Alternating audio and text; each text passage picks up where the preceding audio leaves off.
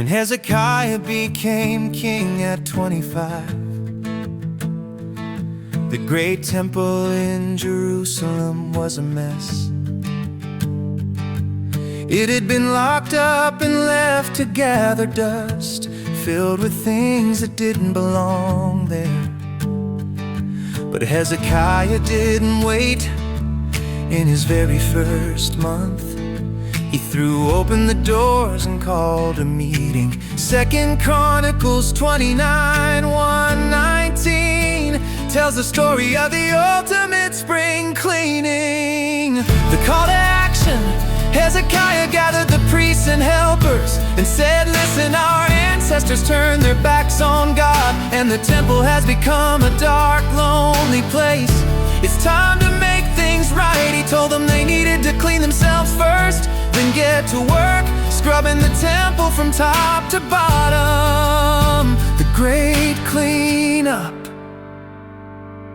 The workers took the king's challenge seriously. They started on the very first day of the new year. They began outside, clearing away the rubble. By the 8th day they reached the porch. It took another 8 days to clean the inside, removing the junk, everything that shouldn't have been there. The idols and the trash was carried out and dumped in the Kidron Valley.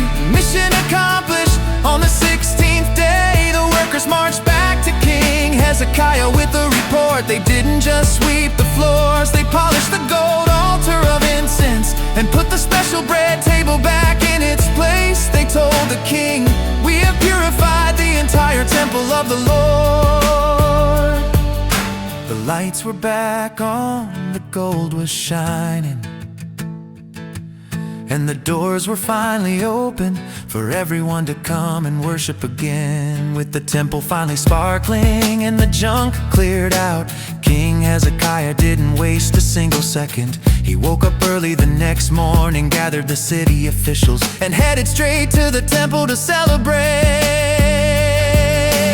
Chronicles 29:20-36 describes a celebration so big it could be heard all over Jerusalem.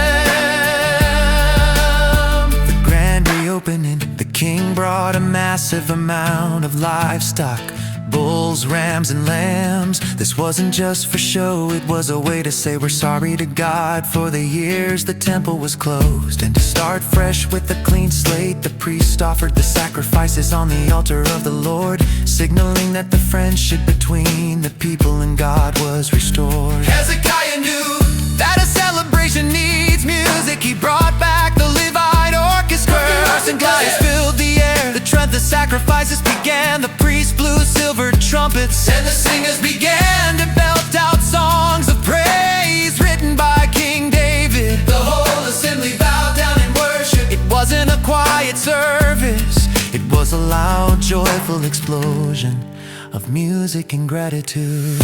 When the formal ceremony ended, Hezekiah invited everyone to bring their own thank you gifts. The people were so excited that they brought 70 bulls, 100 rams, and 200 lambs. In fact, there were so many animals that the priests couldn't keep up with the work, and their cousins had to jump in to help. The Bible says that Hezekiah and all the people were so happy because God had changed the hearts of the people so quickly. What started as a dusty, locked building ended as a place of pure joy in just over 2 weeks.